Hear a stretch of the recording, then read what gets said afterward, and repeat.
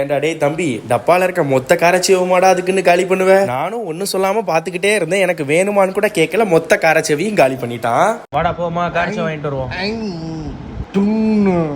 ஏன்டா டப்பாவை தின்னு காலி பண்ணிட்டு இப்ப வா காரச்சேவை வாங்க போலான்னா தூங்கணுமா உனக்கு? வா ஜட்டி போட்டு வா. எப்படி எப்படி காரச்சேவை காலி பண்ணிட்டு கடைக்கு வாடா வாங்க போலான்னு கூப்பிட்டா வரல.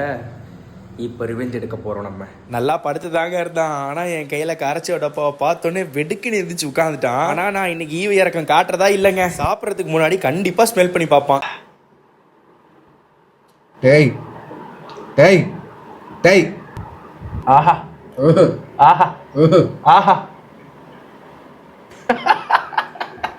தராம தின்னுபுட்டி என்னடா ஆஹா ஓஹோன்றது தான் தம்பியோட மைண்ட் வாய்ஸா இருந்திருக்கும். நான் இப்போ வருவேன், அது வரை எடுக்கக்கூடாது சரியா? A few minutes later.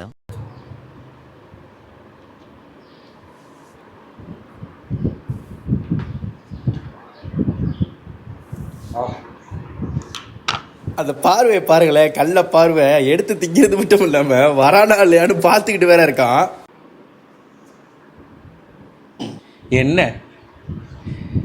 என்னதெல்லாம் சாப்பிடு. லைக் பண்ணிக்கோங்க, ஷேர் பண்ணிக்கோங்க, சப்ஸ்கிரைப் பண்ணிக்கோங்க.